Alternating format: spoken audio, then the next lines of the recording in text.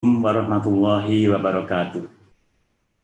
Selamat datang kepada seluruh tamu undangan dan para wartawan dalam acara pengumuman panduan penyelenggaraan pembelajaran pada tahun ajaran dan tahun akademik baru di masa pandemi Coronavirus Disease 2019 atau COVID-19. Yang kami hormati Bapak Haji Saiful Huda, Ketua Komisi 10 Dewan Perwakilan Rakyat Republik Indonesia. Yang kami hormati Mas Menteri Nadiem Anwar Makarim, Menteri Pendidikan dan Kebudayaan.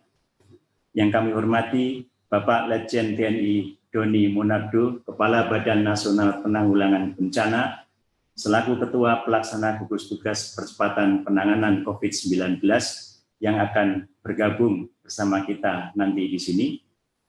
Yang kami hormati Bapak Letjen TNI Purnawirawan Dr. Terawan Agus Putranto, Menteri Kesehatan, Bapak Profesor Dr. Agus Sartono, Deputi Menteri Bidang Pendidikan dan Agama, Kementerian Koordinator PMK dan Kebudayaan, yang mewakili Menko PMK selaku Ketua Pengarah Gugus Tugas Percepatan Penanganan COVID-19, yang kami hormati Bapak Profesor Dr. Kamarudin Amin, Direktur Jenderal Pendidikan Islam, Kementerian Agama, mewakili Bapak Menteri Agama.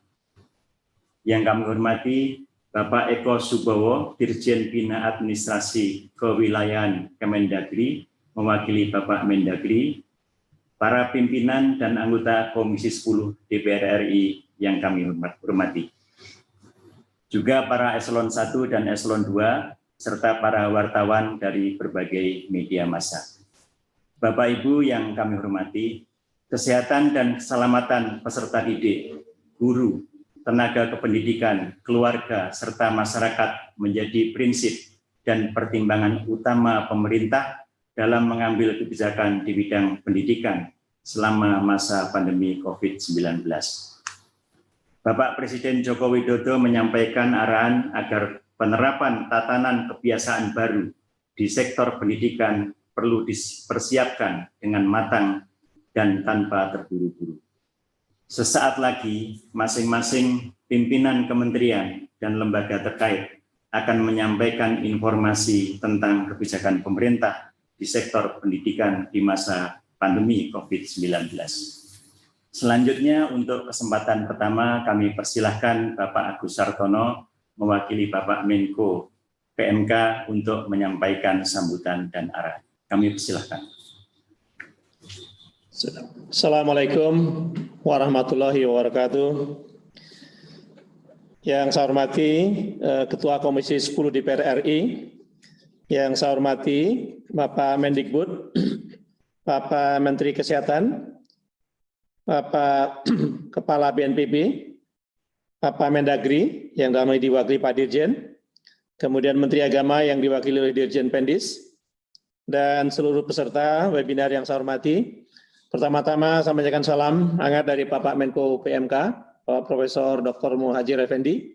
Sore hari ini tidak bisa hadir bergabung dalam acara yang baik ini dan menugaskan saya untuk menyampaikan beberapa hal sebagai berikut. Yang pertama, selama masa pandemi COVID-19, proses pembelajaran di satuan pendidikan mengalami perubahan, dan perubahan ini menjadi momentum untuk meningkatkan kualitas pendidikan dengan memanfaatkan teknologi, sehingga masyarakat tetap dapat belajar apa saja, kapan saja, dimanapun mereka berada. Pemerintah telah memutuskan bahwa tahun ajaran baru 2020-2021 tetap dimulai pada bulan Juli 2020, meskipun kegiatan tatap muka sebentar lagi akan sama-sama kita dengarkan kapan akan dimulainya. Dalam rangka memberikan rasa aman kepada masyarakat berkenaan dengan pembukaan satuan pendidikan untuk pembelajaran tatap muka, telah disusun draft surat keputusan bersama Menteri Kesehatan, Menteri Pendidikan dan Kebudayaan, Menteri Agama dan Menteri Dalam Negeri sebagai panduan bagi pelaksana pendidikan di daerah. SKB ini merupakan panduan penyelenggaraan pembelajaran tahun ajaran baru di masa pandemi COVID-19 bagi satuan pendidikan formal dari jenjang pendidikan tinggi sampai dengan pendidikan usia dini, pendidikan non formal, Dan ada beberapa ketentuan teknis terkait dengan pendidikan tinggi pesantren dan pendidikan keagamaan akan diatur lebih lanjut bersama Mendikbud dan Menak. SKB ini merupakan wujud sinergi kebijakan dari berbagai sektor dan urusan pemerintahan. Panduan ini menjadi acuan pemerintah daerah dalam mengatur satuan pendidikan untuk melaksanakan pembelajaran tatap muka berdasarkan protokol kesehatan.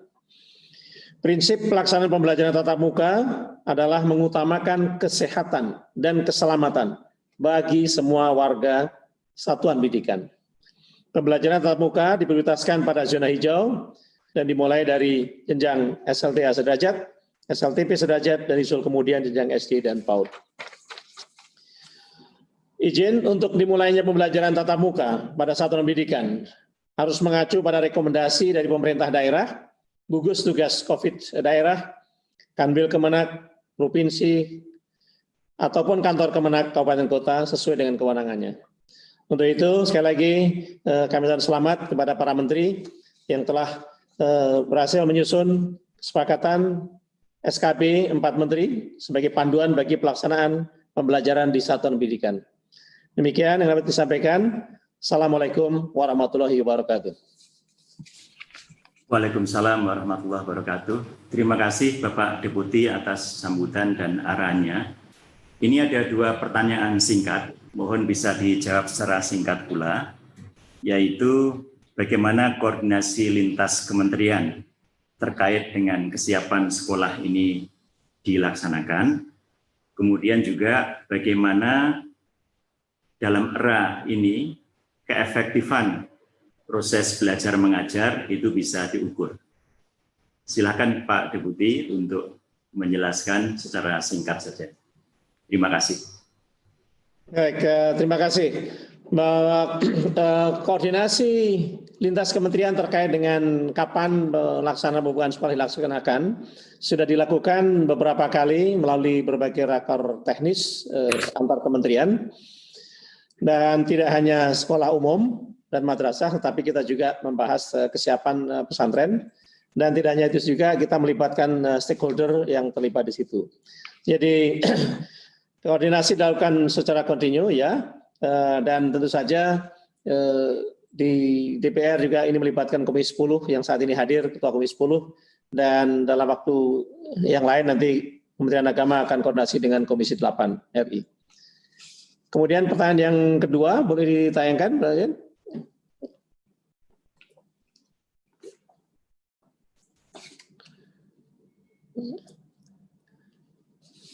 Bagus. Bagaimana mengukur efektivitas pembelajaran di era new normal ini? Ini tentu kita akan bersama-sama dengan Kemdikbud dan Kemenak untuk mengukur efektivitas pembelajaran di era new normal ini. Karena memang pilihannya tidak banyak. Di era new normal ini kita lebih mengutamakan kesehatan, sehingga the best among the worst choice yang ada, kita melakukan pembelajaran secara online dari rumah.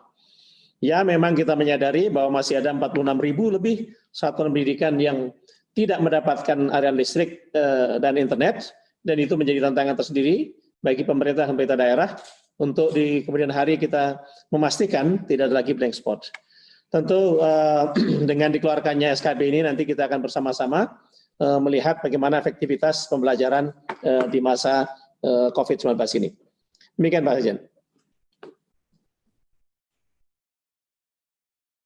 Selanjutnya kita akan mendengarkan paparan mengenai panduan penyelenggaraan pembelajaran pada tahun ajaran dan tahun akademik baru di masa pandemi COVID-19. Dalam hal ini kami persilahkan Mas Nadiem Anwar Makarim sebagai Menteri Pendidikan dan Kebudayaan untuk menyampaikannya. Silakan. Terima kasih. Assalamualaikum warahmatullahi wabarakatuh. Terima kasih Pak Sekjen. Terima kasih Bapak Ibu yang sudah hadir di acara press conference ini. Pertama, sebelum saya melakukan paparan, ingin saya utarakan beberapa hal. Pertama adalah dalam situasi COVID ini, yang terpenting adalah kesehatan dan keselamatan para murid-murid kita, guru-guru kita, dan keluarganya murid-murid kita. Dan prinsip dasar itulah yang kita gunakan. Makanya dalam paparan ini akan terlihat bahwa relaksasi dalam pembukaan sekolah ini dilakukan dengan cara yang paling konservatif yang bisa kita lakukan. Artinya ini merupakan cara terpelan untuk membuka sekolah sehingga keamanan itu diprioritaskan. Berikut bisa masuk paparan.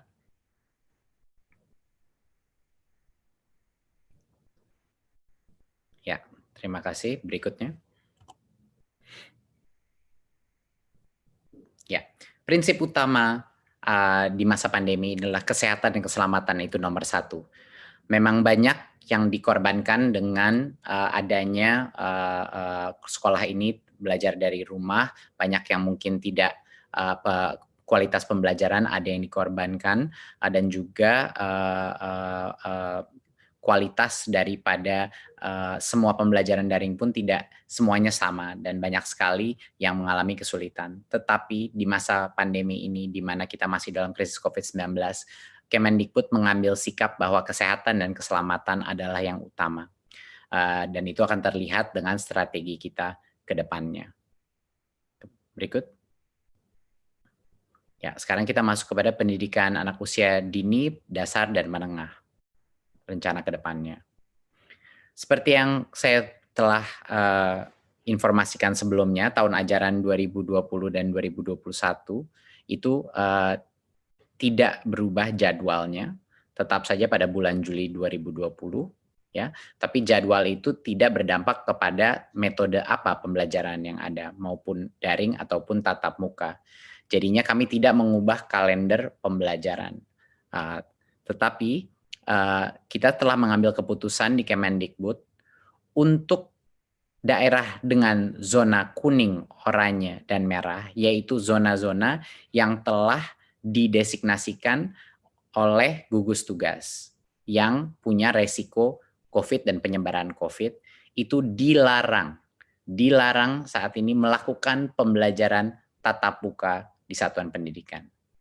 Jadinya untuk zona-zona yang merah, kuning, dan oranye, ini merepresentasikan pada saat ini 94% daripada peserta didik, ya, di pendidikan dini, dasar, dan menengah. 94% daripada peserta didik kita tidak diperkenankan untuk melakukan pembelajaran tatap muka. Jadinya masih belajar dari rumah. Ya. Yang 6%, yaitu yang di zona hijau, itulah yang kami memperbolehkan pemerintah daerah untuk melakukan pembelajaran tatap muka, tetapi dengan protokol yang sangat ketat, yang itu yang akan kita jelaskan. Jadi, saya ulang lagi, bahwa untuk saat ini, karena hanya 6% daripada populasi peserta didik kita yang di zona hijau, hanya merekalah yang kita berikan persilakan untuk pemerintah daerah mengambil keputusan untuk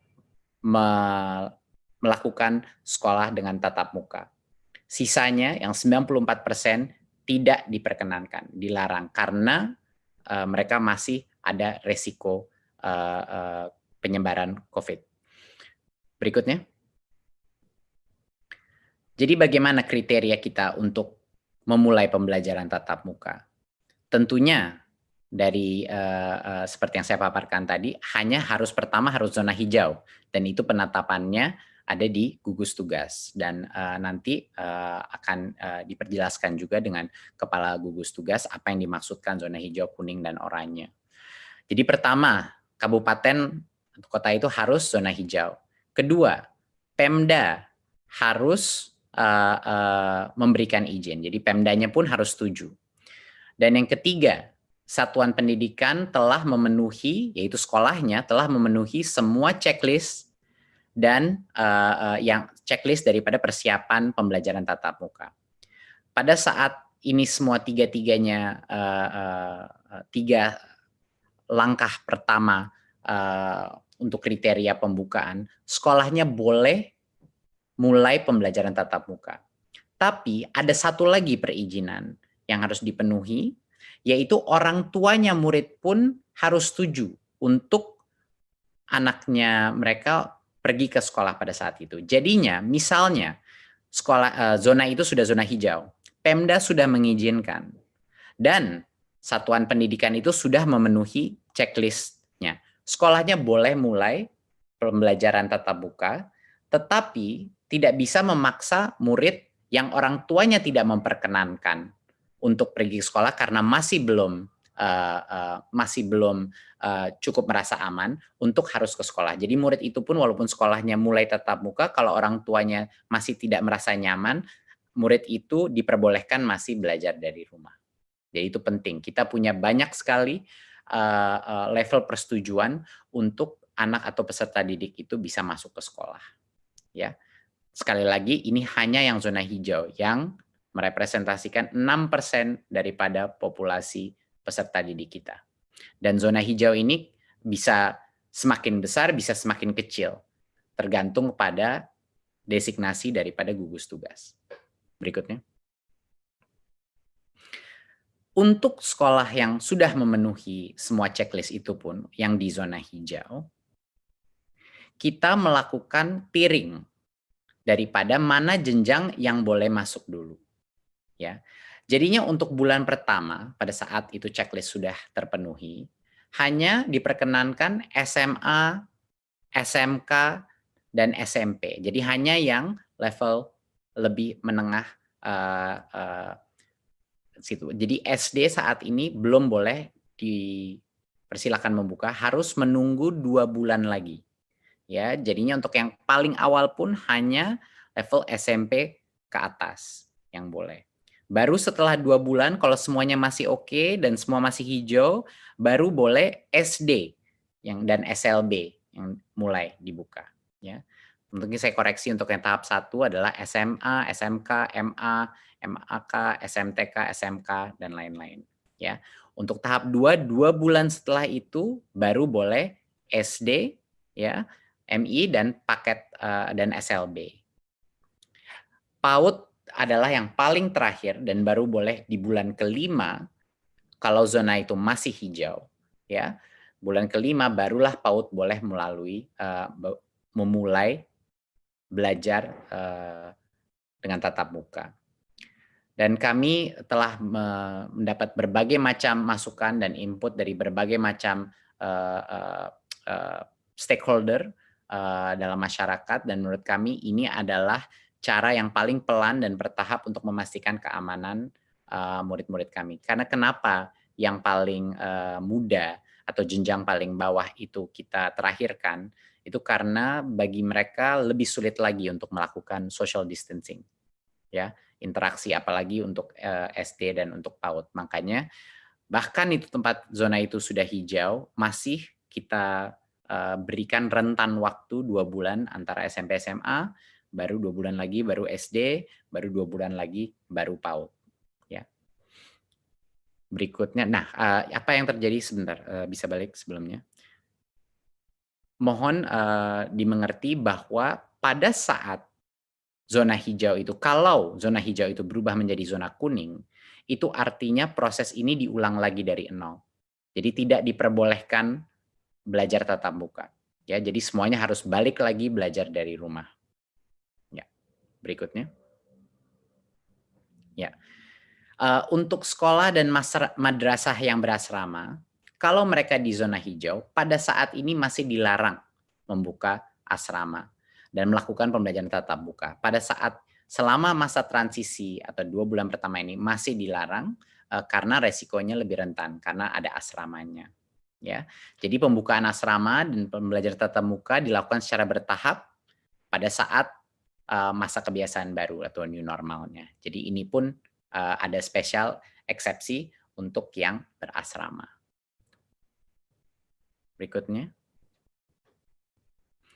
Tadi saya sudah mention bahwa akan ada checklist untuk setiap unit pendidikan kita sebelum mereka boleh memulai sekolah tatap muka lagi.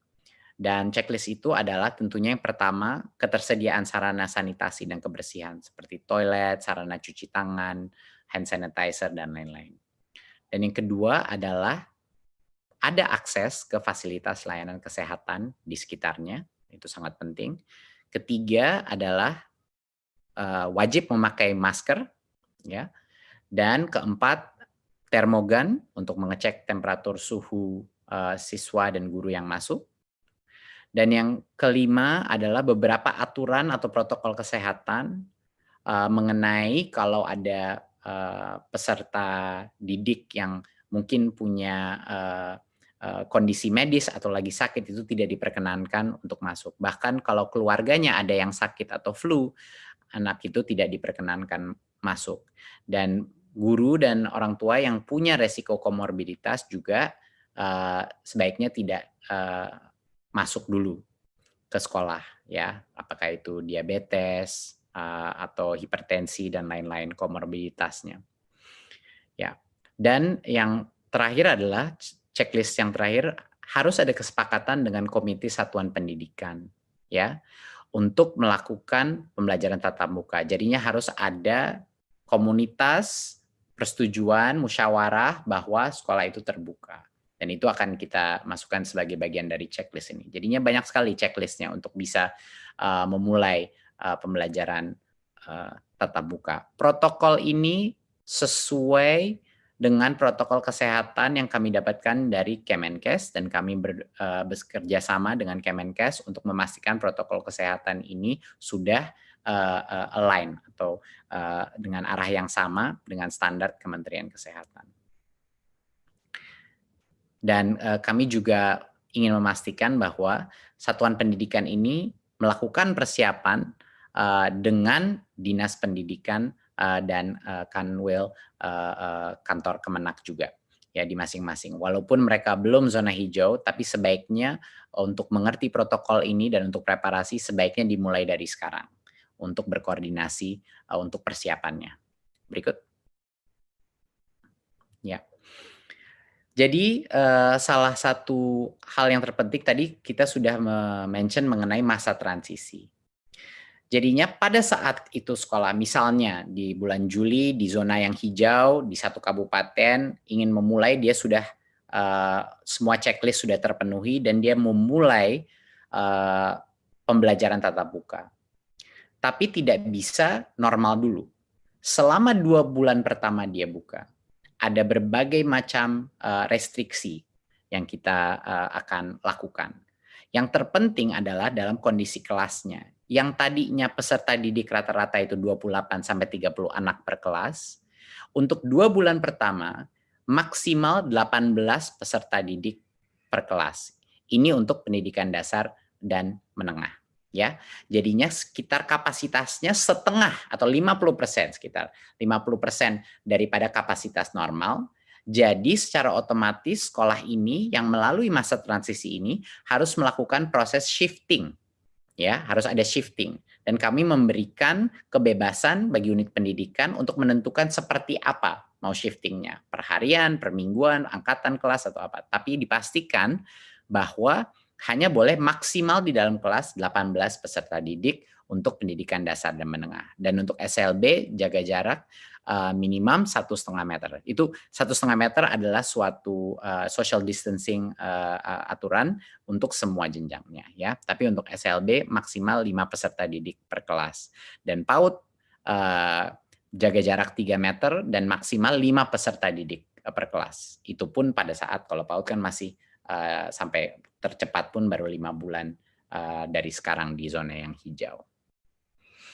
Dan jadwal pembelajarannya seperti yang saya sudah bilang tadi, itu ditentukan oleh masing-masing satuan pendidikan sesuai dengan situasi dan kebutuhannya.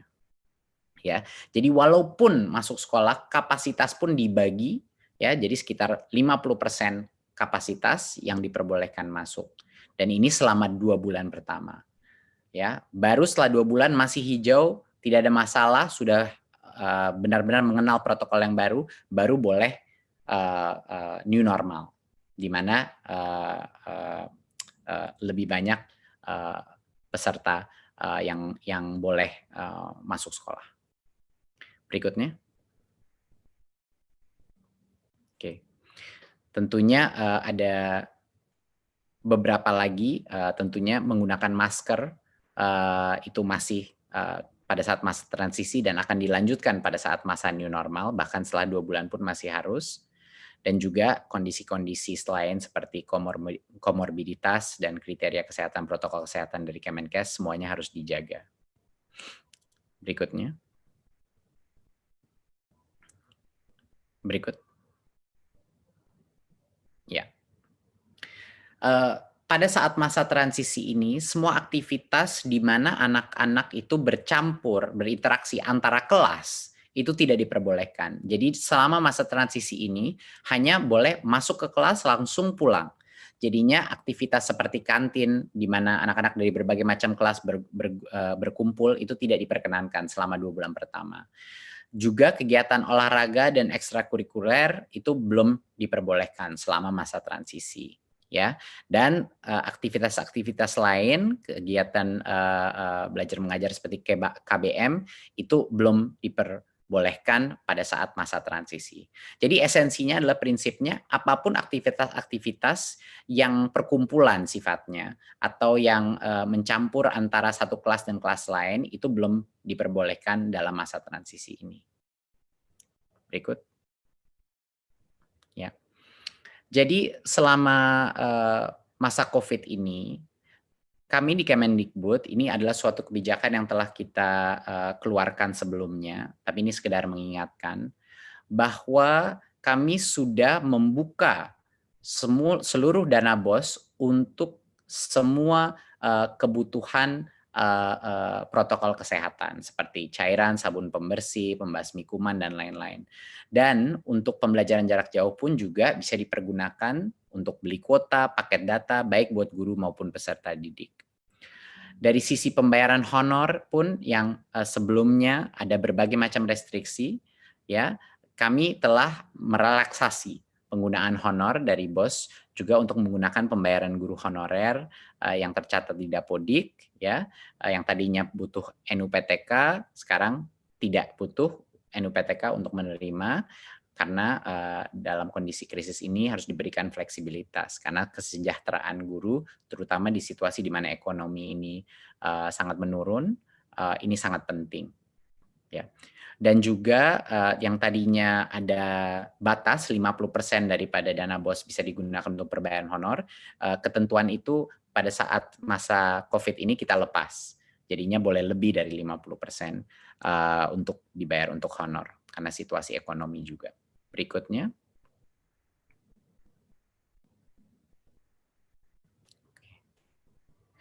Ya. Ya, BOP PAUD juga sama.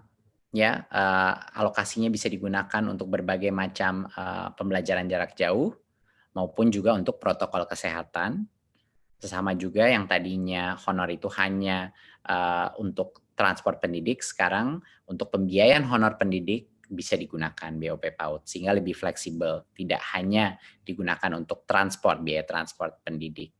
Dan yang sebelumnya persentase penggunaannya disekat-sekat, untuk masa krisis ini tentu besaran persentase per kategori itu dilonggarkan. Jadi tidak ada lagi diberikan sekat-sekat. Jadi sesuai dengan kebutuhan masing-masing PAUD yang ada. Jadi ini sekedar penekanan dari kami bahwa fleksibilitas penggunaan dana BOS itu bisa digunakan untuk melakukan masa transisi ini ya terhadap new normal. Dan itu sudah kita bebaskan bagi masing-masing kepala sekolah untuk menggunakan diskresinya untuk menjaga protokol kesehatan jika mereka sudah di zona hijau. Berikut.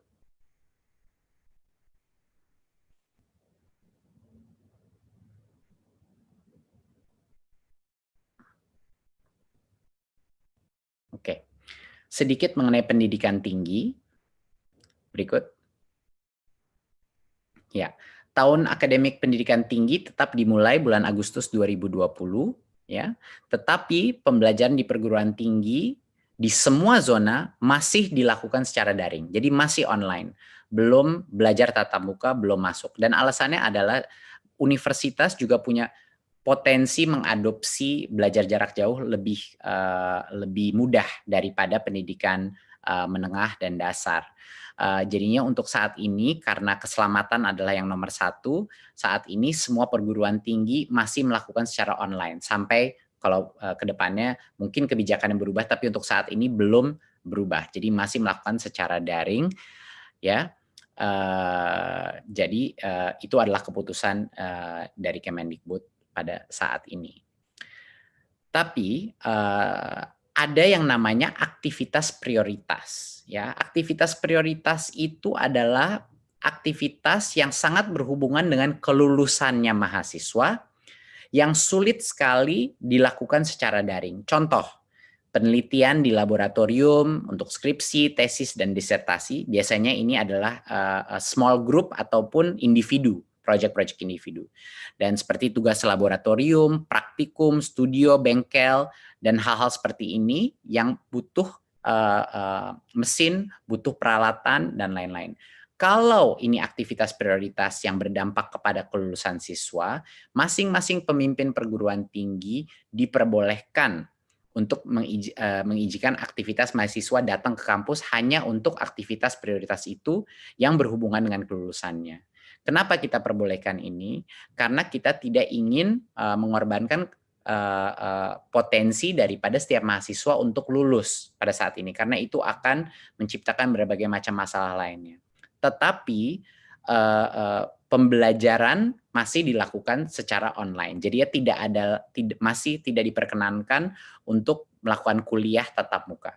Tidak diperkenankan berbondong-bondong untuk mahasiswa masuk ke dalam kampus. Cuman buat individual project mereka yang khusus prioritas untuk kelulusannya. Berikut. Ya, saya rasa dari saya sekian. Jadinya untuk menutup dari presentasi ini, saat ini ada sekitar di bawah 90 kabupaten yang berstatus zona hijau. Dan ini merepresentasikan 6% daripada populasi peserta didik kita. Dari yang zona hijau pun ini, yang boleh diperkenankan, kalau Pemdanya setuju, boleh diperkenankan untuk melakukan pembelajaran tatap muka. Kita mulai dengan SMP, level SMP ke atas dulu, baru 2 bulan, baru SD boleh, dan 2 bulan lagi baru PAUD boleh diperkenankan tatap muka. Itu pun dengan protokol masa transisi di mana kapasitas perharinya itu dalam kelas dikurangi secara dramatis. Ya, jadinya pada saat zona hijau itu, kalau zona hijau itu berubah menjadi kuning, berarti ulang lagi dari awal, dibubarkan lagi, dan semua belajar dari rumah lagi. Jadinya ini akan menjadi suatu proses yang dinamis dan terus berubah. Jadi diharapkannya yang hijau masih hijau dan tidak kembali ke kuning, ya. Tetapi kalau dia kembali ke kuning, proses ini harus dimulai dari awal lagi dan tunggu hijau lagi.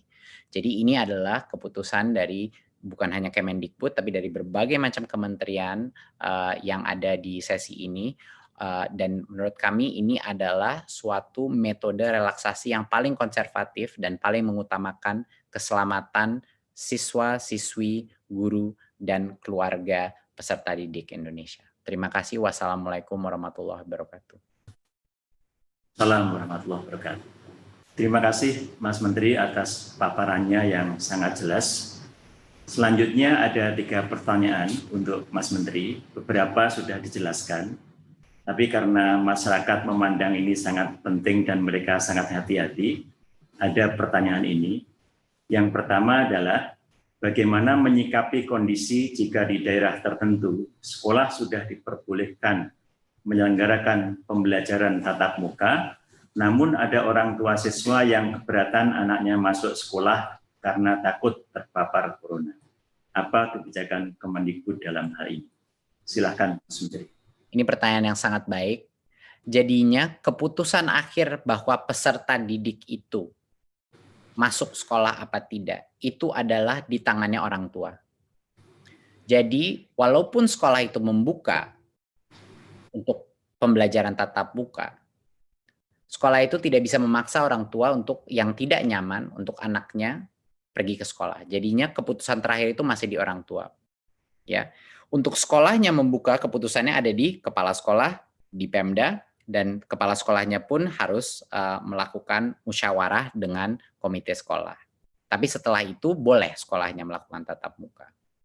Tetapi masing-masing orang tua masih punya hak untuk menentukan apakah anaknya diperkenankan untuk pergi ke sekolah. Jadinya untuk sekolah yang terbuka pun, kalau orang tua yang tidak nyaman, anak itu diperbolehkan untuk belajar dari rumah.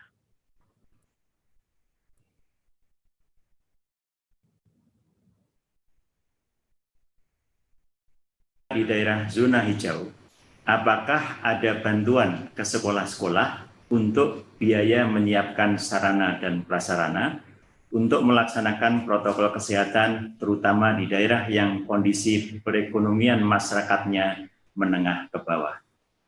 Ya. Seperti yang tadi sudah saya jelaskan, kita hampir ada 100% fleksibilitas dana BOS di masing-masing daerah yang bisa dipergunakan untuk mematuhi protokol kesehatan tersebut. Jadi itu sudah dibebaskan, dibikin 100% fleksibel bagi kepala sekolah untuk mengalokasikan dana anggaran BOS. Dan kami juga mengharapkan dari Kemendikbud dan semua pemerintah daerah juga mendukung dari sisi anggarannya untuk mendukung protokol kesehatan ini agar proses belajar tatap muka ini bisa terjadi.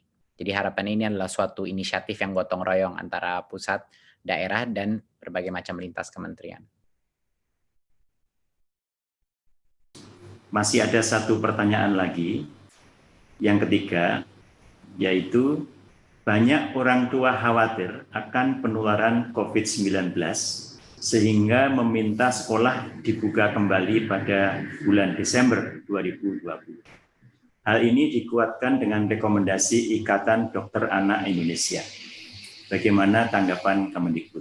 Silakan. Ya, terima kasih. Ini pertanyaan sangat baik. Ya, karena berbagai macam input yang telah kita dapatkan, itulah hasil kebijakan hari ini adalah makanya semakin jenjangnya semakin rendah, semakin jauh waktu pembukaannya. Makanya PAUD itu tercepat adalah mungkin 5 bulan dari sekarang. Itu pun untuk hanya yang zona hijau, gitu. Jadinya ini benar-benar kami melalui proses karena kita menyadari bahwa protokol social distancing semakin jenjangnya semakin mudah akan semakin sulit untuk mengontrolnya.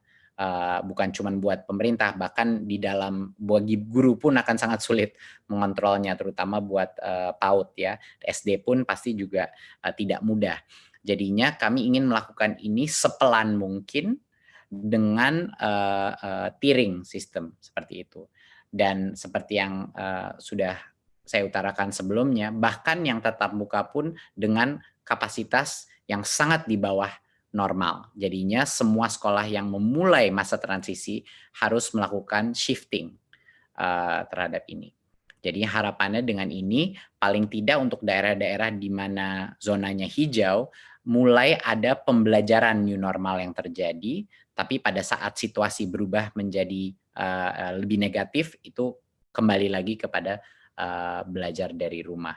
Ya, tapi harapan saya dan harapan semuanya di Kemendikbud adalah semakin banyak daerah atau kabupaten yang menjadi hijau. Itu doa kami di Kemendikbud. Harapannya begitu. Tapi kami siap untuk semua senario. Terima kasih Mas Menteri. Bapak Ibu yang saya hormati, selanjutnya kita akan mendengarkan tanggapan dari Bapak Dirjen Pendidikan Islam mewakili Bapak Menteri Agama mengenai kebijakan yang tadi telah disampaikan oleh Mas Menteri Pendidikan dan Kebudayaan. Kami persilahkan Bapak Komarudin Amin. Baik, bismillahirrahmanirrahim. Assalamualaikum warahmatullahi wabarakatuh. Mas Menteri yang saya hormati, Pak Menteri Kesehatan, Mendagri, Kepala BNPB, para pejabat eselon 1 yang hadir pada kesempatan ini secara virtual yang saya hormati. Pertama kami menyampaikan apresiasi yang setinggi-tingginya kepada Mas Menteri beserta seluruh jajarannya. Dia telah membuat sebuah kebijakan yang sangat penting ini menjadi panduan bagi penyelenggaraan pendidikan di Indonesia.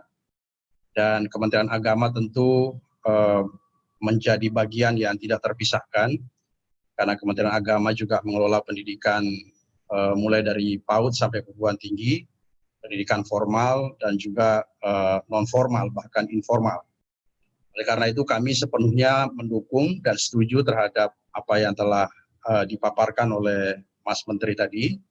terkait dengan pendidikan madrasah khususnya, karena karakter pendidikan madrasah dan sekolah saya kira sama saja, tidak ada perbedaannya. Oleh karena itu kebijakan untuk pendidikan madrasah sama dengan kebijakan sekolah, karena ini juga hasil rumusan bersama, hasil diskusi panjang yang juga sangat intensif antara kita bersama, antara Kementerian Dikbud dan juga Kementerian Agama. Oleh karena itu kami fully support terhadap kebijakan ini. Namun demikian terkait dengan pendidikan di luar madrasah dan sekolah, kita masih memiliki pendidikan pesantren dan juga pendidikan keagamaan yang nanti secara khusus akan disampaikan oleh Menteri Agama, mudah-mudahan 1-2 hari ke depan, yang mungkin tidak persis sama, tetapi kira-kira intinya kurang lebih sama, ingin menjaga atau mengutamakan kesehatan dan keamanan para siswa.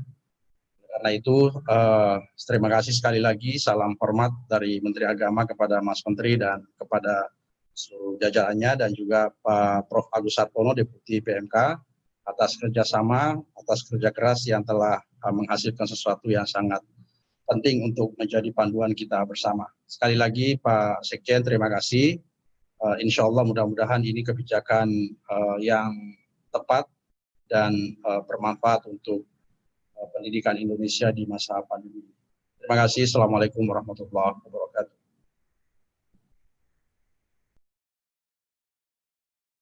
Pak Dirjen atas tanggapan dan dukungannya. Kemudian karena memang masyarakat melihat kebijakan ini sangat penting, ada 2 pertanyaan untuk Bapak Dirjen atau Kementerian Agama. Satu adalah bagaimana teknis pelaksanaan protokol kesehatan di pesantren maupun madrasah, dan bagaimana kesiapan dalam memasuki tahun ajaran baru 2020. Silakan Pak Dirjen. Ya, terkait dengan pesantren, sekali lagi saya sampaikan bahwa akan disampaikan secara resmi oleh Bapak Menteri Agama 1-2 hari ke depan, insya Allah. Dan sebelumnya saya kira saya perlu menyampaikan bahwa pesantren kita memang ada yang memulangkan santrinya dan ada yang tidak memulangkan santrinya, yang berada di pondok pesantren yang jumlahnya juga sangat signifikan, sehingga mereka tentu tetap melaksanakan pembelajaran sekarang ini, tetapi protokol kesehatan harus dilaksanakan. Oleh karena itu kami tetap melaksanakan pendidikan di pesantren bagi mereka yang sudah berada di pesantren dan tidak memulangkan santrinya. Terkait dengan pendidikan madrasah, saya kira sama persis dengan apa yang tadi disampaikan, dipaparkan oleh Pak Menteri, bahwa protokol kesehatan harus menjadi prioritas utama kita. Dan juga harus mendapat dukungan dari Pemda tentunya, dari gugus COVID. Ya tentu filosofinya saya kira adalah agar Pemda, gugus COVID juga menjadi bagian yang turut mengawasi, turut mengontrol, dan turut bersama-sama, termasuk Kementerian Kesehatan juga tentu kita harapkan dukungannya bukan hanya secara moral, tapi juga bisa membantu mengontrol, mengawasi pelaksanaan protokol kesehatan di lembaga pendidikan seperti madrasah. Jika seandainya madrasah menjalankan atau menyelenggarakan pendidikan yang berada di zona hijau, seperti yang disampaikan oleh Pak Menteri tadi. Demikian Pak Sekjen.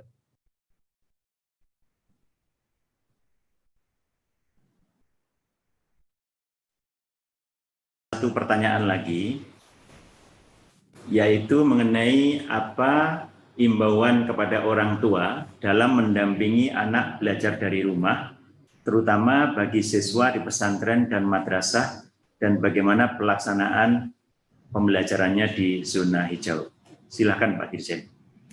Ya, kepada santri yang sedang berada di pondok dan tidak pulang ke rumah dan tetap mengikuti pembelajaran sebagaimana biasanya, tentu kami berharap, kami menghimbau kepada penyelenggara pendidikan pesantren, kepada santri-santri juga, agar terus mengutamakan keselamatan dan kesehatan, agar terus menjaga protokol 19, agar terus menjaga kebersihan dan membiasakan hidup sehat.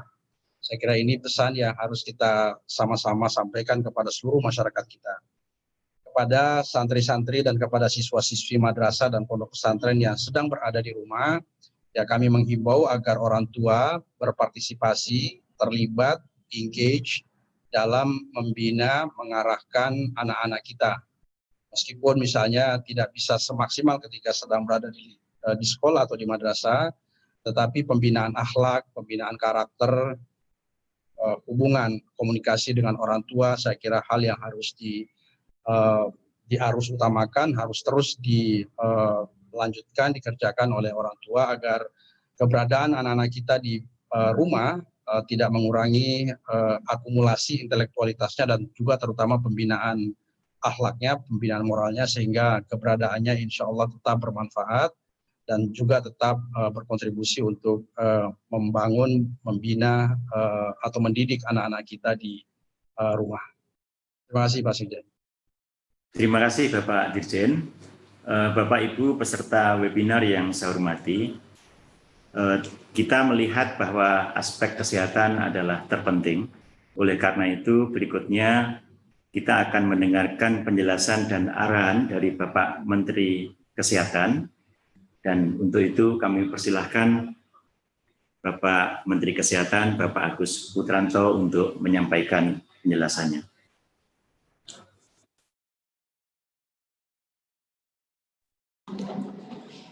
Assalamualaikum warahmatullahi wabarakatuh.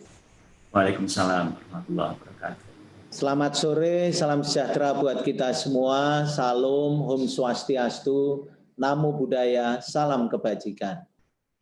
Yang saya hormati Bapak Menko maupun yang mewakili para menteri dan juga yang hadir pada pertemuan pada kali ini. Kementerian Kesehatan bersama-sama dengan kementerian lain sudah membuat protokol-protokol dan khususnya bersama Menteri Pendidikan dan Menteri Agama, kami secara teknis dan secara konsultatif sudah membuat protokolnya. Dan dari Kementerian Kesehatan akan menyiapkan sarana prasarana kesehatan, fasilitas pelayanan kesehatan, baik itu khususnya puskesmas dan sarana kesehatan di sekitar sekolah untuk bisa melakukan pendampingan, promotif preventif, dan juga di dalam konsultatif memonitor kegiatan sekolah. Itu akan kami lakukan terus-menerus dan mudah-mudahan prioritas untuk keselamatan dan kesehatan dari para murid bisa berjalan dengan baik, kegiatan belajar mengajar bisa berjalan dengan lancar, dan itu adalah harapan kami semua. Itu yang bisa kami lakukan dan kami akan terus support dan dukung apa yang sudah dicanangkan oleh Menteri Pendidikan dan Kebudayaan maupun Kementerian Agama. Sekian dan terima kasih. Wassalamualaikum warahmatullahi wabarakatuh.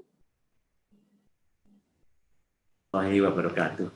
Terima kasih Bapak Menteri Kesehatan atas arahan dan dukungannya. Kemudian ada dua pertanyaan untuk Bapak Menteri Kesehatan. Yang pertama adalah bagaimana tanggapan terkait kasus sekolah buka lagi, namun ada beberapa anak yang justru terinfeksi COVID-19, dan bagaimana dukungan Kementerian Kesehatan dalam memastikan agar sekolah tetap menjadi lingkungan yang sehat. Silakan Bapak Menteri. Terima kasih atas pertanyaan yang begitu baik. Kalau ada kasus positif di sekolah, maka otomatis Puskesmas dan Dinas Kesehatan Kabupaten Kota akan berkoordinasi dengan sekolah tersebut untuk menjaga agar tidak terjadi penyebaran lebih lanjut. Dan aktivitas sekolah akan dihentikan dulu sementara dan juga terus dilakukan tracing pada anak yang sakit tersebut. Dan tracing itu bisa ditelusuri dari lingkungan anak tersebut maupun juga di lingkungan sekolahnya. Dan untuk sekolah nanti di kemudian hari dibuka atau tidak, nanti mengikuti prosedur tatanan tata kelola yang sudah ditetapkan oleh tadi Menteri Pendidikan dan Kebudayaan. Kami akan terus memantau sehingga sekolah itu betul-betul menjadi hijau, tidak ada kasus lagi, dan bisa dibuka sehingga berjalannya pendidikan bisa lancar, namun keselamatan dan kesehatan para murid menjadi prioritas utama kami. Terima kasih. Terima kasih Bapak Menteri Kesehatan. Ini masih ada satu pertanyaan lagi, yaitu jika sekolah dibuka di daerah zona hijau, apakah ada bantuan dari Kementerian Kesehatan ke sekolah-sekolah dalam melaksanakan protokol kesehatan? Silakan. Kami di dalam dukungan terhadap protokol kesehatan jelas melalui fasilitas pelayanan kesehatan di sekitar sekolah yang kami surati dan kami himbau atau kami perintahkan untuk bisa melakukan pendampingan terhadap sekolah-sekolah yang buka, melakukan promotif dan preventif, sehingga kegiatan belajar mengajar di sekolah tersebut dipastikan berlangsung dengan aman, lancar, sehat, dan selamat. Itu yang bisa kami lakukan. Terima kasih.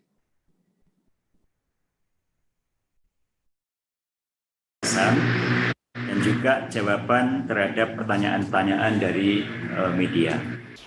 Bapak Ibu yang saya hormati, selanjutnya kita akan mendengarkan penjelasan dan tanggapan dari Menteri Dalam Negeri yang dalam hal ini akan diwakili oleh Bapak Dirjen Administrasi Kewilayahan Kementerian Dalam Negeri. Untuk itu saya persilahkan Bapak Eko Subowo. Silakan Bapak Dirjen. Baik, terima kasih. Assalamualaikum warahmatullahi wabarakatuh. Waalaikumsalam. Yang kami hormati Bapak Menko atau yang diwakili, yang kami hormati Bapak Mendikbud, Bapak Menteri Kesehatan, Kemenak, serta Bapak Ibu sekalian yang berkenan bergabung di acara ini dan yang memonitor lewat live streaming.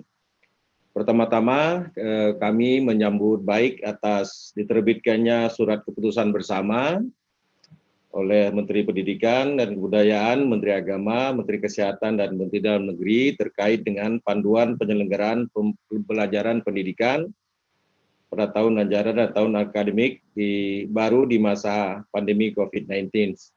Kami mengapresiasi dari hasil pekerjaan yang kami tahu dikerjakan dengan Spartan dan kerja keras dari semua pihak.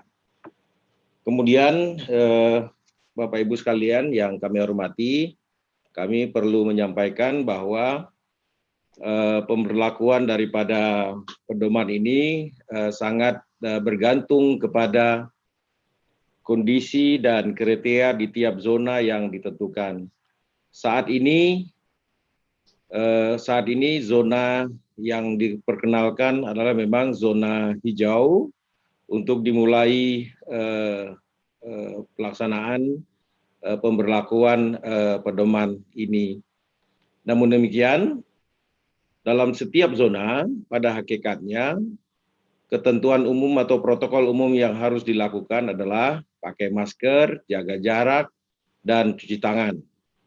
Penetapan zona hijau sebagai awal untuk dimulainya pelaksanaan pembelajaran pendidikan tentu bukan merupakan patokan yang bersifat stagnan karena warna zona sangat ditentukan oleh perkembangan kepada angka-angka statistik, angka-angka yang dihitung yang akan memberi pedoman kepada warna tertentu. Warna pada setiap zona akan mudah sekali berubah-ubah tergantung kepada angka-angka yang berhasil dihitung. Oleh karenanya kami meminta kepada pemerintah daerah untuk terus memonitor, mengevaluasi perubahan-perubahan dari indikator-indikator yang menyebabkan warna menjadi berubah. Oleh karenanya nanti di dalam pelaksanaannya kita akan mendapati perubahan warna yang seketika. Oleh karenanya perubahan warna yang seketika ini sudah barang tentu akan diikuti dengan pemberlakuan protokol selanjutnya. Oleh karenanya tentu harus selalu pelaksana pendidikan terus berkoordinasi dengan gugus tugas setempat, memperhatikan angka-angka evaluasi di setiap minggu, tiap 2 minggu atau periode tertentu, sehingga proses belajar mengajar di zona hijau yang awal ini akan dijalankan, dapat terus dijalankan dengan berkoordinasi yang ketat. Dalam hal ini, kolaborasi dari semua pihak yang terlibat dalam proses pembelajaran ini menjadi kata-kata penting yang untuk diperhatikan. Bapak Ibu sekalian yang saya hormati, pendekatan daerah nanti akan sangat spesifik. Walaupun dalam suasana atau dalam kesamaan warna, misalnya hijau, namun karakteristik daerah juga akan sangat menentukan. Sebagai contoh, daerah urban, daerah rural atau daerah pedesaan, kepulauan, dan sebagainya, ini tentu perbedaan-perbedaan yang harus diidentifikasi oleh tiap-tiap daerah, yang kemudian nanti akan diperlakukan secara spesifik berdasarkan karakteristik daerah-daerah di mana pendidikan itu akan dijalankan. Pendekatan yang sesuai dengan karakteristik ini juga akan menentukan kesuksesan daripada pelaksanaan yang penyelenggaraan pendidikan yang akan dijalankan.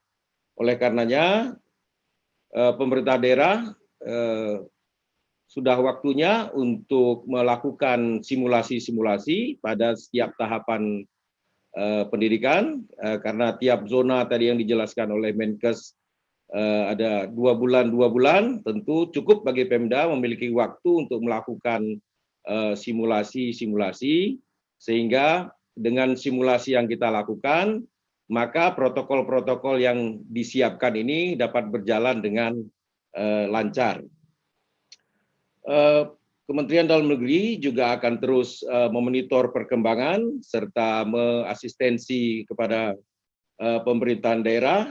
Kalau tadi sudah dijelaskan oleh baik Menkes maupun Menteri Pendidikan bahwa dana BOS akan direlaksasi, demikian pula nanti pemerintah daerah juga akan diasistensi oleh Kementerian Dalam Negeri untuk juga tetap mengasistensi pelaksanaan belajar mengajar ini dengan anggaran yang juga fleksibel, di mana di daerah kita kenal juga memiliki belanja tak terduga yang dapat digunakan secara fleksibel untuk mensupport proses belajar mengajar di daerah. Karena protokol ini adalah baru bagi kita semua, tentu perkembangan setiap hari harus kita catat, harus kita monitor, harus kita antisipasi, dan harus kita respons.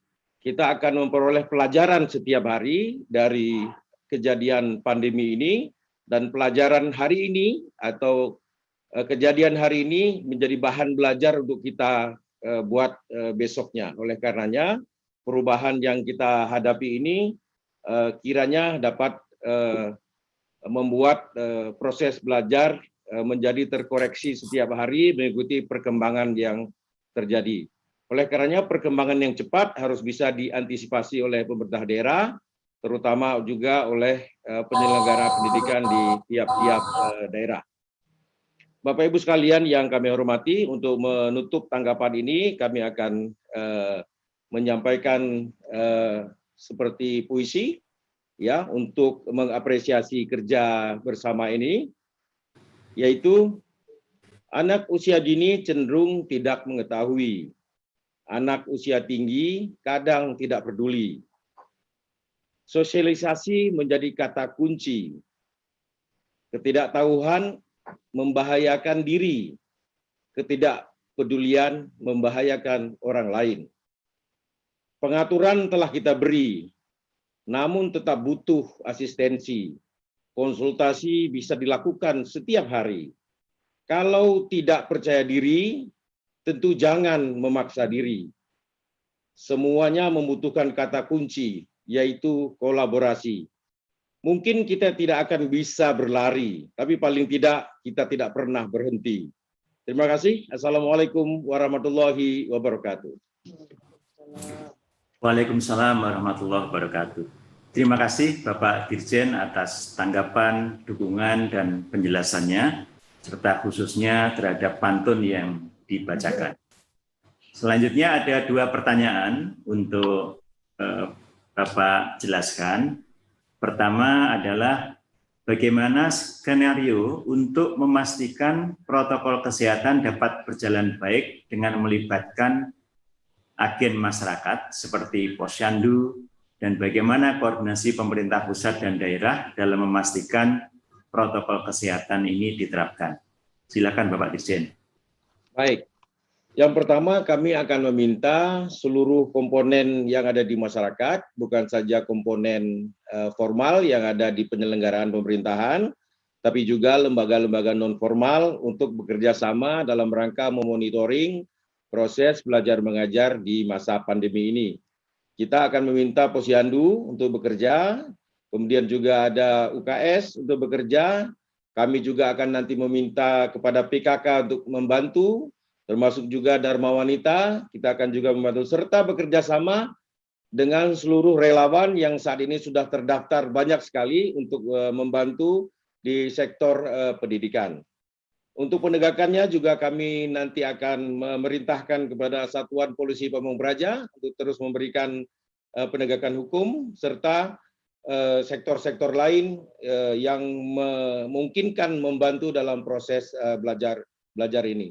Kami akan membuka hotline di Kementerian Dalam Negeri untuk menjawab soal-soal yang akan dikemukakan oleh pemerintahan daerah, sehingga soal-soal yang ada di pemerintahan daerah ini tidak tersimpan lama, tapi langsung mendapat respon yang cepat, sehingga pembelajaran menjadi tidak terganggu. Kira-kira demikian.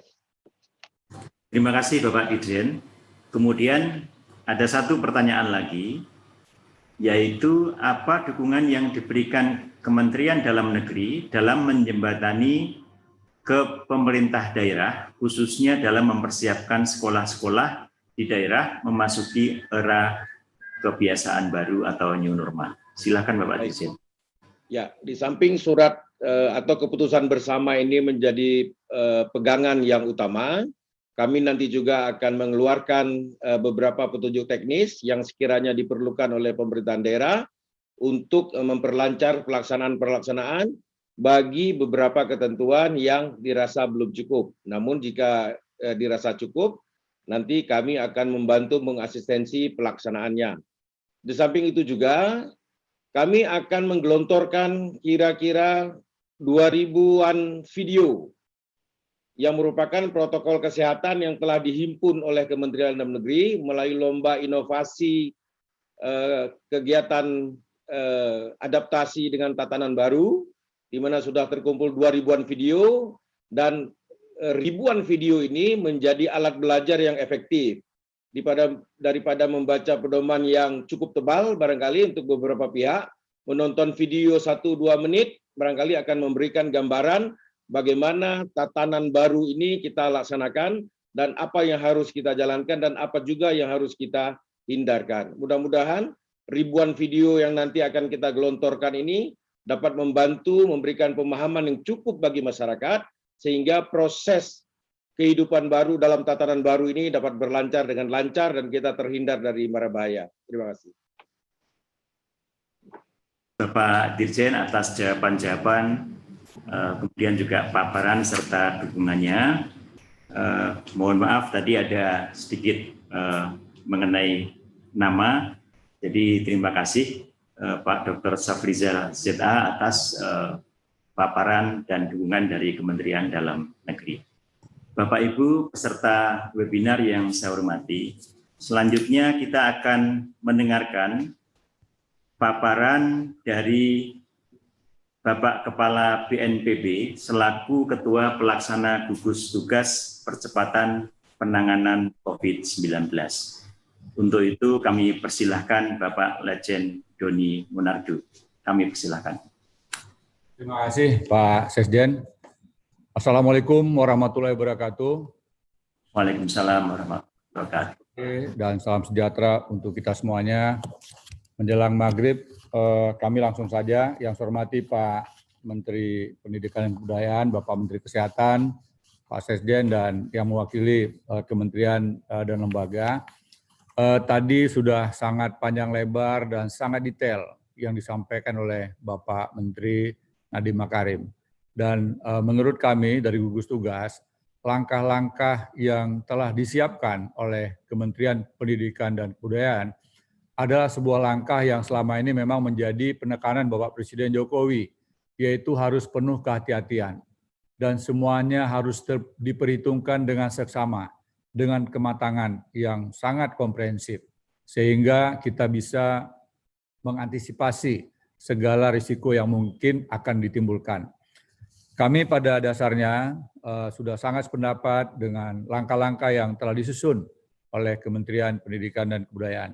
Dan tentunya ini tidak bisa kerja secara satu dua kelembagaan, tetapi butuh kerjasama dengan semua komponen baik pusat maupun daerah. Oleh karenanya, gugus tugas bersama dengan Kementerian Kesehatan akan senantiasa memberikan informasi baik kepada pemerintah provinsi, kabupaten, kota, termasuk juga dengan kementerian lembaga yang lain, sehingga perkembangan-perkembangan yang terjadi di daerah akan senantiasa bisa kita pantau. Nah, tadi sudah disampaikan oleh Bapak Safrizal dari Kementerian Dalam Negeri tentang aturan dalam menilai atau memberikan kriteria warna. Ya, jadi ada 3 bidang yang harus kita nilai dan ini sudah menjadi persyaratan dari WHO dan juga sudah disetujui oleh perwakilan dari seluruh provinsi, terutama dari Dinas Kesehatan Provinsi, termasuk juga dari pakar epidemiologi, dari perguruan tinggi, dari pengamat, dan khususnya dari Kementerian Kesehatan, yaitu harus memenuhi dasar-dasar epidemiologi, kemudian juga memenuhi data surveillance kesehatan masyarakat, dan juga tentunya sistem pelayanan kesehatan. Ada 15 kriteria yang ini bisa dilihat sendiri oleh Bapak Ibu sekalian, yang tetap menjadi acuan dari gugus tugas, yang mana dalam hal ini dihitung, dievaluasi, dianalisa oleh tim pakar yang dipimpin oleh Profesor Wiku Adhisa Smito. Bagi Bapak Ibu sekalian yang mungkin masih memerlukan informasi terkait dengan data-data ini, bisa setiap saat menghubungi Profesor Wiku Adhisa Smito bersama timnya. Kemudian 15 kriteria ini nantinya akan ditemukan angkanya, sehingga tiap-tiap angka ini akan mencerminkan warnanya. Ya, kalau risikonya tinggi, berarti angkanya rendah. Artinya apa? Tidak atau belum memenuhinya semua persyaratan yang diharapkan, baik oleh WHO maupun dari Kementerian Kesehatan. Kemudian ada zona risiko sedang yang warnanya orange. Ya, kemudian zona risiko rendah warnanya kuning, dan zona tidak terdampak. Nah, bisa saja warna ini mengalami perubahan setiap saat, tergantung dari perkembangan dan dinamika yang terjadi. Untuk zona hijau, sejauh ini kita katakan tidak ada dampak. Termasuk ada yang zona kuning yang risiko rendah, kemudian karena kerja keras dari seluruh komponen, baik pemerintah kabupaten kota maupun tokoh-tokoh masyarakat, ulama, budayawan, dan juga termasuk kalangan pelajar, sehingga yang tadinya risikonya rendah atau warna kuning bisa tidak ada dampak, tidak ada kasus positif, tidak ada angka kematian, kemudian kesiapan pelayanan kesehatan semakin meningkat, sehingga bisa kembali ke zona hijau. Tetapi demikian juga sebaliknya, yang saat sekarang statusnya zona hijau, tetapi tidak hati-hati dalam kegiatan menjaga atau memperhatikan protokol kesehatan, tidak memperhatikan tentang penggunaan masker, tidak memperhatikan tentang jaga jarak, dan juga kurang memperhatikan masalah kebersihan, tidak cuci tangan, dan sebagainya. Ini bisa jadi dari hijau berubah menjadi kuning. Oleh karenanya, Bapak Ibu sekalian, gugus tugas akan selalu memberikan informasi kepada semua pihak, sehingga sistem pendidikan di negara kita tetap terjamin keamanannya. Kita tidak ingin ada anak-anak kita yang mengalami risiko terpapar karena kekurang hati-hatian dari kita semuanya.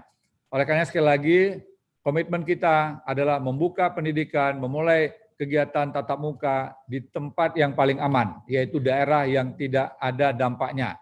Adapun yang tadi telah disampaikan oleh Bapak Menteri Pendidikan dan Kebudayaan, tidak mungkin dilakukan program tatap muka pada wilayah yang punya risiko, walaupun risikonya itu rendah. Ya. Kemudian kita lihat warna hijau, sekarang ini ada 92 kabupaten kota, tetapi data ini adalah data pada tanggal 7 Juni yang lalu. Nah, kami akan segera mengumumkan setelah data-data lebih lengkap lagi, dan bisa saja jumlah yang 92 ini akan berkurang menjadi lebih kecil lagi. Kiranya demikian yang dapat kami sampaikan, dan mari kita semuanya bersemangat, kita bertekad, pendidikan tetap kita mulai pada tahun ajaran baru yang telah ditentukan oleh pemerintah, oleh Kementerian Pendidikan dan Kebudayaan.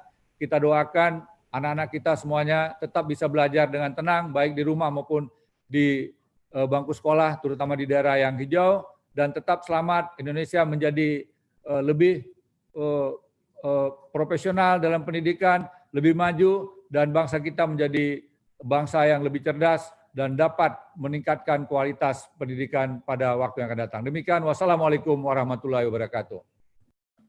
Waalaikumsalam warahmatullahi wabarakatuh. Terima kasih Bapak Ketua Gugus Tugas atas arahan, penjelasan dan dukungannya.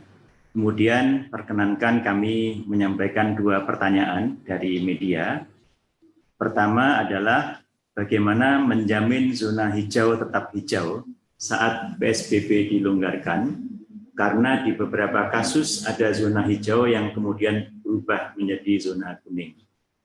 Khawatirnya saat sekolah dibuka, zona wilayah itu tiba-tiba berubah. Silakan Bapak Ketua Gugus Tugas. Baik, terima kasih.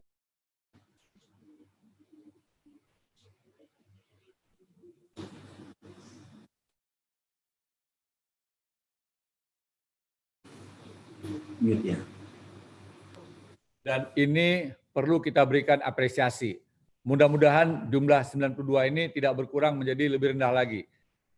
Ini bukan kerja 1-2 pihak, tetapi ini kerja bersama, gotong royong. Selama seluruh masyarakat bisa meningkatkan disiplin untuk taat kepada protokol kesehatan, maka zona hijau akan tetap bertahan.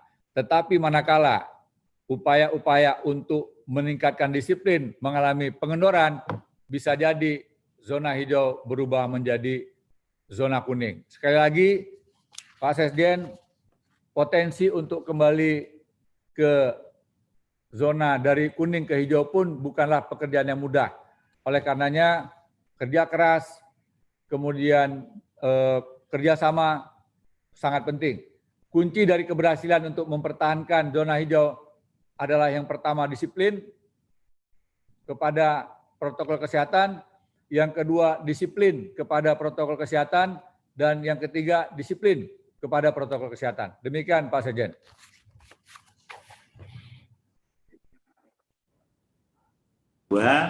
Ini mungkin berkaitan dengan arahan Bapak tentang gotong royong dan kerja semua pihak. Yaitu jika sekolah dibuka, apakah pemerintah akan melakukan rapid test berkala untuk seluruh warga sekolah? Terima kasih, silakan Bapak. Pak Sekjen, terima kasih. Kalau untuk sampel beberapa siswa sangat mungkin. Kami bersama Pak Menteri Kesehatan tentu dengan senang hati menyiapkan sejumlah perlengkapan rapid test, termasuk juga mungkin sewaktu-waktu dilakukan PCR test. Tetapi kalau semua warga dilakukan rapid test, rasanya tidak mungkin, ya, karena biayanya pasti akan sangat mahal, karena jumlah yang harus dites jumlahnya semakin banyak dengan tentunya biaya yang sangat besar. Jadi sekali lagi kita bantu, tetapi tidak mungkin semuanya, dan ini pilihan-pilihannya adalah pilihan kepada tempat atau daerah tertentu. Kira-kira demikian Pak Sekjen. Pak Letjen Doni Munardo atas arahan, penjelasan, dan juga jawaban-jawaban yang sangat jelas untuk kami semua dan masyarakat. Bapak Ibu peserta webinar yang saya hormati, mohon maaf walaupun waktu sudah tinggal sedikit, kita masih ada satu lagi sambutan dan arahan dari Bapak Ketua Komisi 10 DPR RI. Untuk itu langsung saja saya persilahkan Bapak Saiful Huda untuk menyampaikan tanggapan atau arahan. Silakan.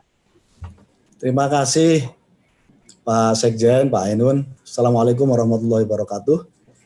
Yang saya hormati Mas Menteri Nadiem, Pak Menkes, Pak Kepala BNPB, Pak Doni, pejabat Eselon 1 dari Kementerian Dalam Negeri, Kementerian Agama, seluruh masyarakat yang mengikuti acara ini melalui YouTube Kemendikbud RI, salam dari kita semuanya.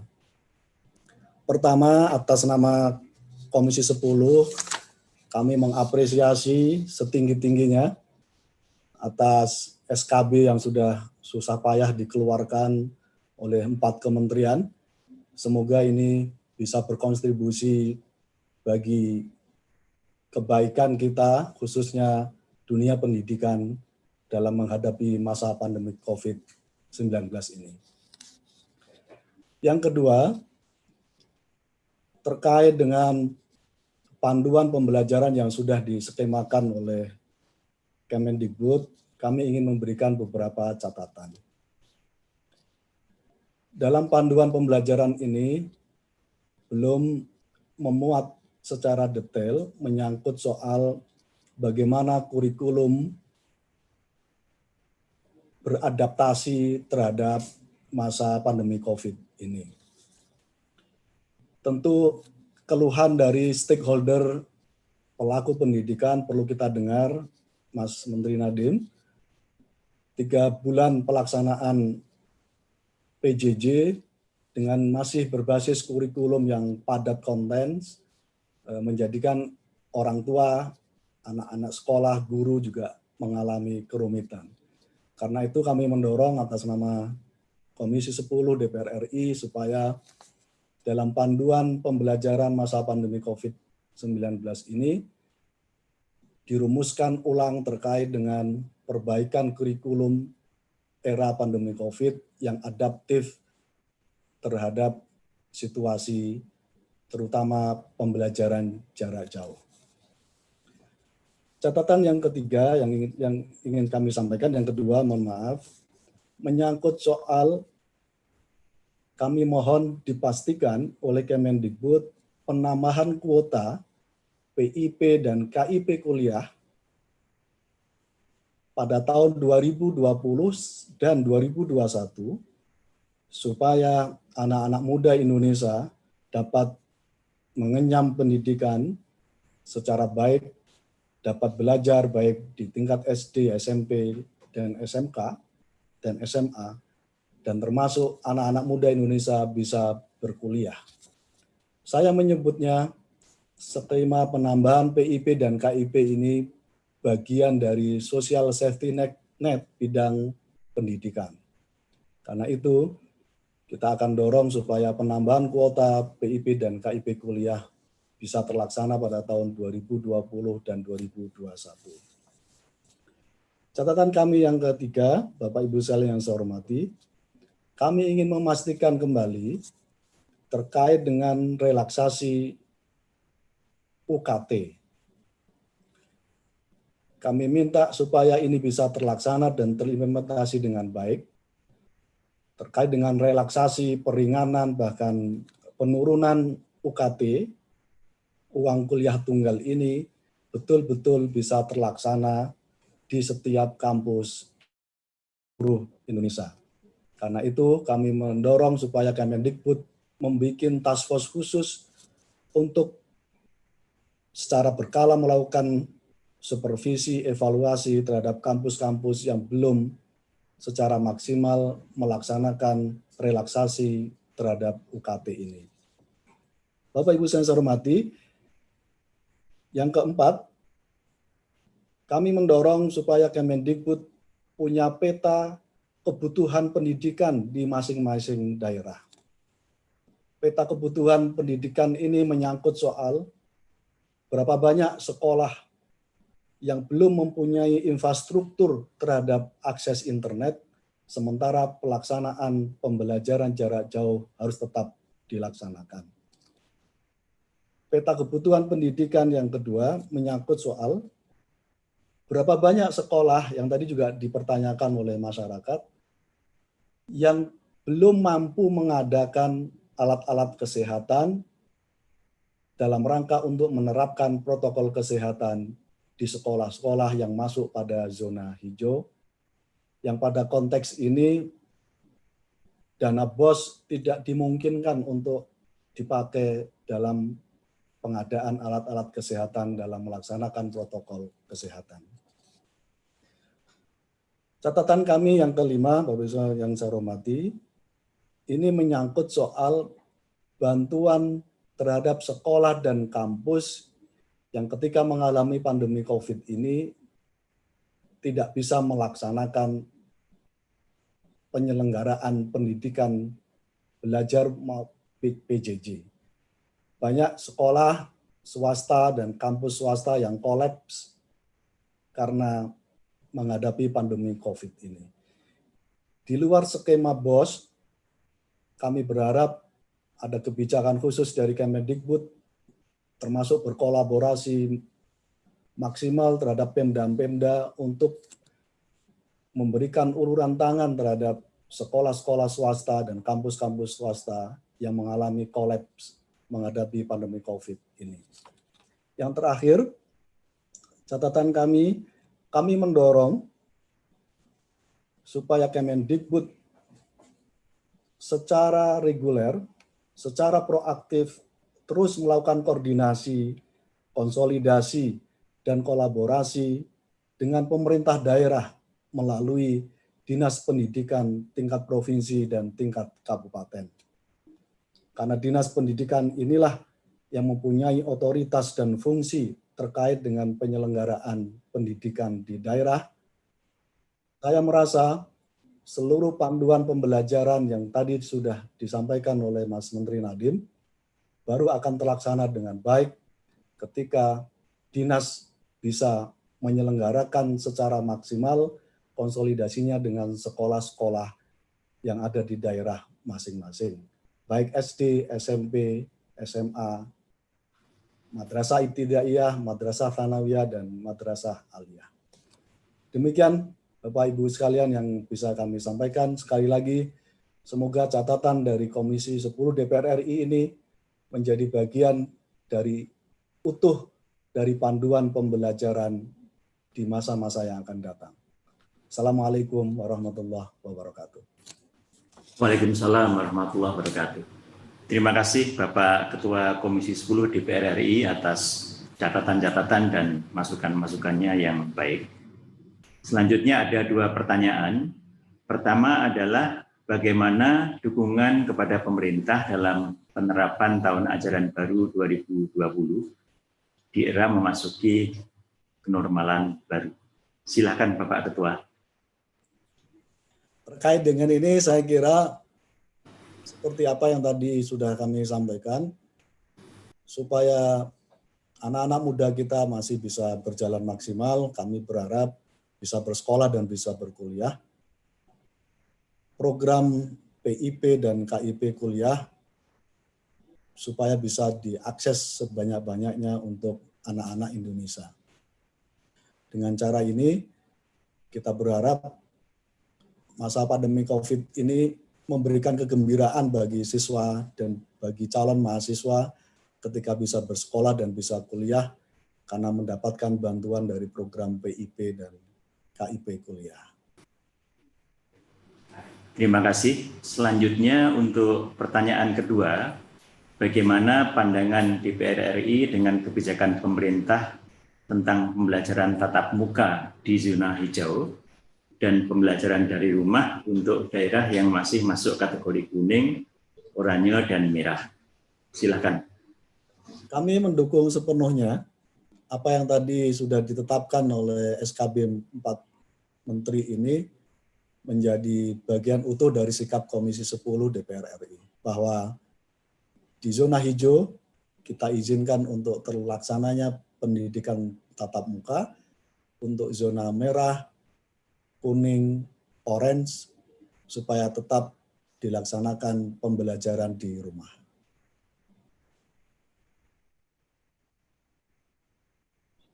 Pak Saiful Huda atas masukan-masukannya dan juga jawaban-jawaban terhadap pertanyaan dari masyarakat. Bapak-bapak dan ibu-ibu peserta webinar yang saya hormati, dengan demikian kita telah menyelesaikan semua acara. Kami menyampaikan terima kasih kepada bapak-bapak narasumber, bapak-bapak menteri, Ketua Komisi 10 dan Ketua Gugus Tugas Percepatan Penanganan COVID-19 atas semua arahan mengenai masalah pembelajaran di era kebiasaan baru ini.